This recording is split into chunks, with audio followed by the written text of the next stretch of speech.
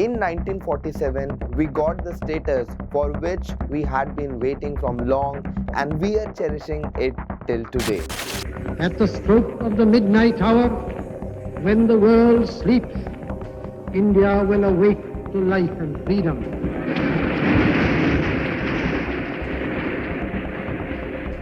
Dear students, welcome to Know Your Constitution series.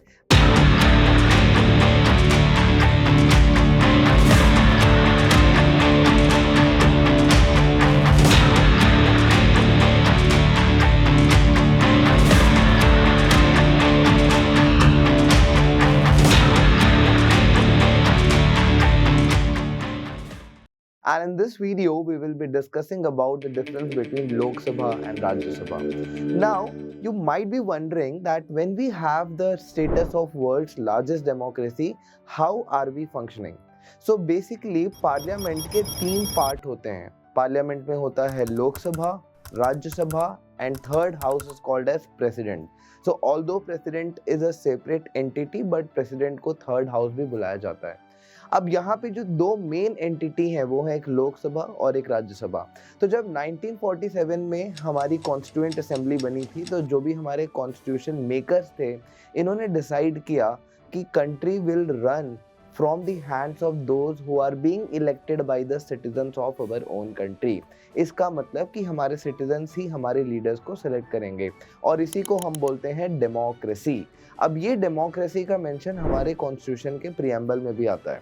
अब लोकसभा को हम बोलते हैं हाउस ऑफ द पीपल. लोक मतलब पीपल, सभा मतलब हाउस.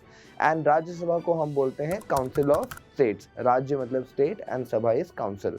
अब यहाँ पे लोकसभा जो होती है, लोकसभा सबसे पावरफुल होती है, राज्यसभा थोड़ी कम पावरफुल होती है. The reason given is that Lok Sabha consist of the leaders which is directly elected by the citizens, but Rajya Sabha consists of the leaders which are selected by the MP of all the elected assemblies. So now Lok Sabha में selection कैसे होता है ये समझते हैं. अब लोकसभा में कभी भी किसी लीडर को आगे आना है तो उन्हें एक नॉमिनेशन फाइल करना पड़ता है. नॉमिनेशन फाइल करने के लिए उनकी मिनिमम एज 25 ईयर्स होनी चाहिए और वो इंडियन सिटीजन होने चाहिए. तो इसीलिए हम देखते हैं कि कभी भी कोई लोकसभा में इलेक्ट होता है तो उसकी शुरुआत होती है ग्राउंड लेवल से. आप कभी भी डायरेक्ट किसी को लोकसभा पे नहीं देखेंगे. अब ये ग्राउंड लेवल का मतलब होता है जनरल इलेक्शंस. तो अभी 2024 में जनरल इलेक्शंस हो रहे हैं और आप देख रहे हैं कि हर स्टेट में जनरल इलेक्शंस के लिए वोटिंग हो रही है, पोल बूथ्स लगाए गए हैं. अब होता क्या है कि हर कॉन्स्टिट्यूएंसी से एक लीडर इलेक्ट होता है जिसको हम वोट देते हैं और वो लीडर एक पॉलिटिकल पार्टी से बिलोंग करता है. तो now once a leader is won the election from a particular political party, then he will be representing us at the Lok Sabha और उसी को हम बोलते हैं member of parliament और हिंदी में उसे सांसद भी बुलाया जाता है. तो ये हो गई लोकसभा इलेक्शन का सिलेक्शन. अब इसमें टोटल जो वोटिंग होती है उसमें से हम सेलेक्ट करते हैं 550 मेंबर्स को. तो हमारे लोकसभा की कैपेसिटी है 550. अब इस 550 में से 530 आते हैं स्टेट के इलेक्शन से और 20 को सिलेक्ट किया जाता है यूनियन टेरिटरी के इलेक्शन से. और जब बात होती है राज्यसभा की, तो राज्यसभा में टोटल कैपेसिटी 250 की है, जिसमें 238 आते हैं इलेक्टेड रिप्रेजेंटेटिव्स और जो 12 बचे वो होते हैं नॉमिनेशन के थ्रू. तो नॉमिनेशन कौन करता है? हमारे प्रेसिडेंट नॉमिनेट करते हैं कुछ स्पेशल लोगों को जिनका एक प्रैक्टिकल नॉलेज, बहुत एक्सपीरियंस्ड लोग हैं कोई पर्टिकुलर फील्ड से, like literature, art, science. So we have seen a big people like Sachin Tendulkar, Rekha ji, Lata Mangeshkar into the Rajya Sabha. अब ये क्या करते हैं, इन्हें क्यों इंक्लूड किया जाता है? क्योंकि इनका जो ग्राउंड एक्सपीरियंस है ये हमें लॉ बनाने में हेल्प करता है. तो ये तो हो गया लोकसभा और राज्यसभा का कंपैरिजन. अब जैसा कि मैंने बेसिक डिफरेंस बताया कि जो लोकसभा है उसमें लोगों ने वोट किया है, राज्यसभा में इलेक्टेड मेंबर वोट करते हैं. So this is the basic difference. अब इनका सेकंड रोल, अब लोकसभा में या राज्यसभा में दोनों को मिलाकर ही कभी भी लॉज बनते हैं. तो लॉ का इनिशिएशन जिसको हम बोलते हैं बिल, तो बिल या तो लोकसभा या तो राज्यसभा दोनों में इनिशिएट किया जा सकता है. उसके बाद लोकसभा से बिल राज्यसभा में जाएगा और अगर राज्यसभा में है वहाँ से लोकसभा में आएगा. अब यूजुअली दोनों बिल मिलाकर पास होते हैं, फिर ये प्रेसिडेंट के पास जाता है और प्रेसिडेंट के पास जाने के बाद जब प्रेसिडेंट साइन कर देते हैं तो वो बन जाता है एक्ट। तो हम लीगल टर्म में बोलते हैं एक्ट या तो स्टैट्यूट।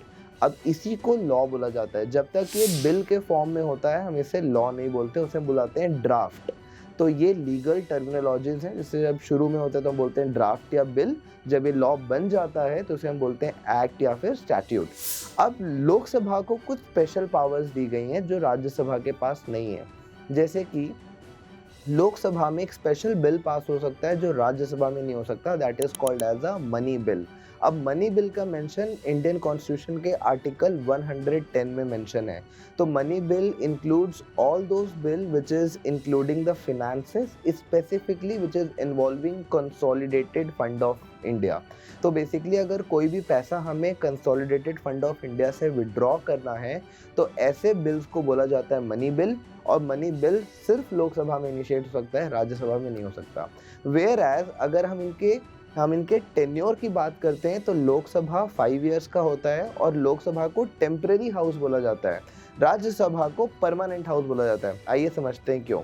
लोकसभा को टेम्परेरी हाउस इसलिए बोलते हैं क्योंकि इनका टेन्योर इलेक्शन के बेसिस पे 5 इयर्स का होता है, और अगर कोई भी पार्टी मेजॉरिटी का सपोर्ट लेने में फेल हो जाती है तो फिर वो वहीं पे फिनिश हो जाता है। अगर मान के चलिए आज 2024 में इलेक्शंस हो रहे हैं और कोई भी एक्स पार्टी मेजॉरिटी से अपनी गवर्नमेंट फॉर्म करती है। अब मेजॉरिटी कैसे डिसाइड होगी, जैसे मैंने बताया कि अगर 530 इलेक्टेड रिप्रेजेंटेटिव्स आए हैं, अब इनमें से मान के चलिए एक्स पार्टी को मिल जाते हैं 350 वोट्स, तो X party will form the government. X party अपनी गवर्नमेंट से ए पर्सन को चुनेगी। अब a person will be considered as the Prime Minister of India. अब प्राइम मिनिस्टर ऑफ इंडिया उन 350 लोगों में से अपनी कैबिनेट बनाएंगे जिसको बोलते हैं काउंसिल ऑफ मिनिस्टर्स, और यही काउंसिल ऑफ मिनिस्टर्स पूरी लोकसभा के लिए रिस्पॉन्सिबल होते हैं और यही मेनली लेजिस्लेटिव पावर्स को एक्सरसाइज करते हैं। अब होता यह है कि तो एक ये मोशन पास होता है, नो कॉन्फिडेंस मोशन। अब इस नो कॉन्फिडेंस मोशन में अगर ये पार्टी अपना सपोर्ट हार जाती है तो अगर आज वो 2024 में जीते थे, 2025 में लोकसभा डिसॉल्व हो सकती है। So that is why it is called as a temporary nature.